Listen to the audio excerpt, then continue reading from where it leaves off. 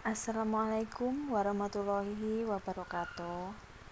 Perkenalkan, kami dari kelompok 1 akan mempresentasikan hasil kerja kami yang berjudul Daftar Cek dari mata kuliah Pemahaman Individu Teknik Nontes yang dibimbing oleh Ibu Devi Permatasari. Sebelumnya, saya akan memperkenalkan anggota kelompok kami yang beranggotaan ada 5 orang, yaitu yang pertama Dini Maharani, yang kedua Mufarohah, yang ketiga Maria Wonakirong, yang keempat Krisna Aldi, dan yang terakhir saya sendiri, Niken Valencia.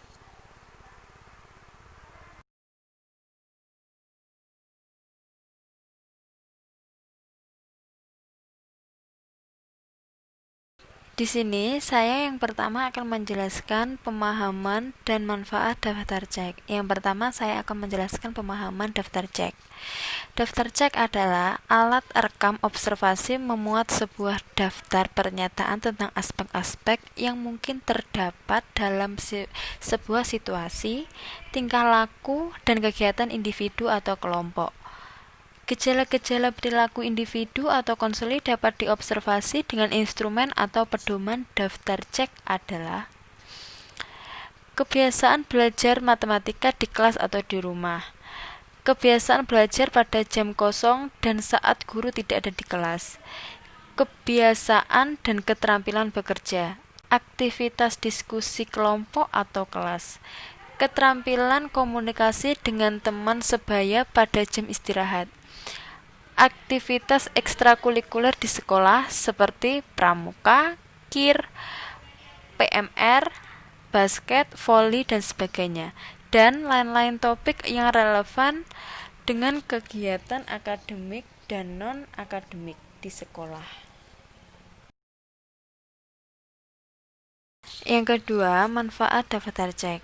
Berbagai manfaat daftar cek untuk kepentingan pemahaman diri konseli diantaranya adalah A. Mencatat kemunculan sejumlah tingkah laku secara sistematis. B. Mencatat kemunculan sejumlah tingkah laku dalam waktu singkat. C. Mencatat kemunculan perilaku di dalam dan atau di luar sekolah. Serta yang D. Mencatat kemunculan perilaku individu dan kelompok sekaligus.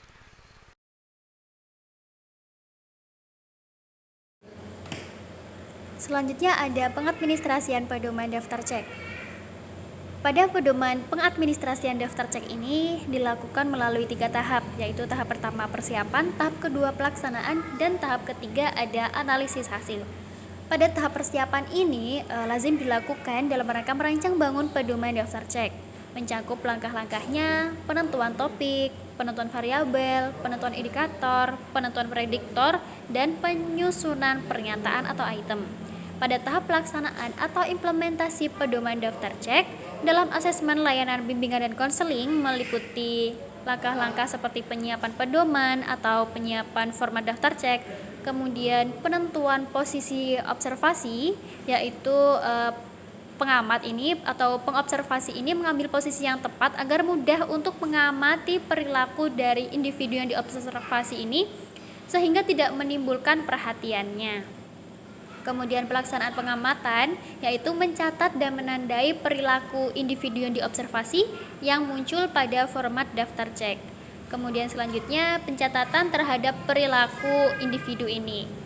Kemudian di tahap terakhir pada analisis data ini mencakup langkah-langkah seperti scoring, analisis dan interpretasi, dan juga yang terakhir adalah kesimpulan.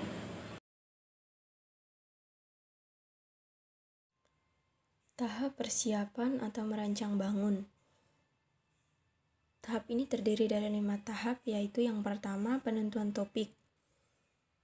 Penentuan topik ini dimulai dari menentukan topik yang relevan, misalnya kebiasaan belajar siswa pada saat jam kosong. Yang kedua, penentuan variabel. Variabel pertama adalah situasi jam kosong dan pada saat guru tidak ada di kelas. Variabel kedua adalah kebiasaan belajar siswa di dalam kelas. Yang ketiga, penentuan indikator dengan 2 kategori, yaitu kategori ya sebagai petunjuk kemunculan sub-sub variabel atau pernyataan. Selanjutnya, kategori tidak merupakan ketidakmunculan sub-sub variabel yang mungkin atau diperkirakan terjadi pada kebiasaan perilaku subjek observ. Yang keempat, penentuan predikator, yaitu menetapkan kriterium terhadap frekuensi kemunculan perilaku. Kriterium ini dibuat berdasarkan kajian teori tentang kebiasaan belajar sebagaimana tertera pada topik. Predikator ini sekaligus digunakan sebagai acuan untuk interpretasi data. Yang kelima, penyusunan pernyataan atau item. Dengan merumuskan pernyataan item sub-sub variabel sebagai aspek perilaku yang diobservasi, khususnya kebiasaan belajar siswa di kelas pada situasi jam kosong atau saat guru tidak ada di kelas.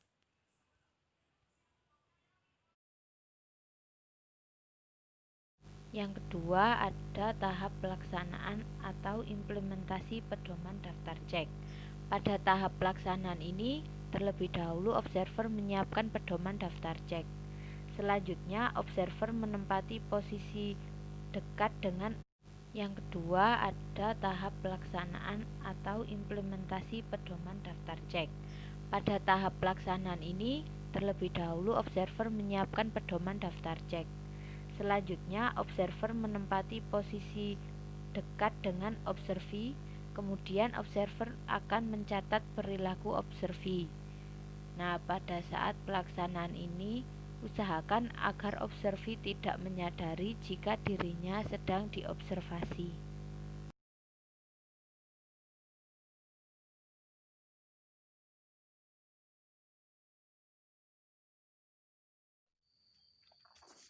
Dan yang ketiga adalah tahap analisis hasil. Ada 5 langkah pada tahap ini yang lazim digunakan. Langkah yang pertama, pengandaian terhadap penggunaan pedoman daftar cek untuk mencatat perilaku subjek atau si A pada situasi yang sama, atau pada saat jam kosong dan saat guru tidak ada di kelas selama 10 kesempatan. Menghitung jumlah frekuensi observasi atau K diperoleh sejumlah 10 lembar. Langkah yang kedua, menentukan N atau N besar dengan cara mengalihkan jumlah item pernyataan atau dalam kurung N kecil sama dengan 9 dengan K sebanyak 10. Jadi N besar sama dengan 9 kali 10 atau 90. Dan langkah yang ketiga adalah menjumlahkan seluruh frekuensi kemunculan perilaku kebiasaan belajar si A selama 10 kali. Maka diketahui frekuensi sebanyak 60. Langkah yang keempat adalah menghitung persentase dengan rumus P sama dengan F per N kali 100%. Maka P sama dengan 60 per 90 kali 100%.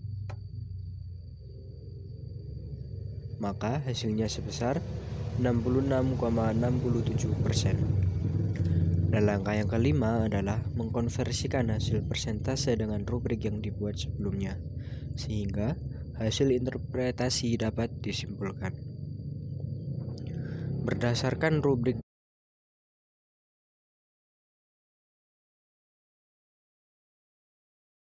Sekian presentasi dari kelompok kami. Kalau ada kurang lebihnya saya mohon maaf. Yang sebesar-besarnya, wassalamualaikum warahmatullahi wabarakatuh.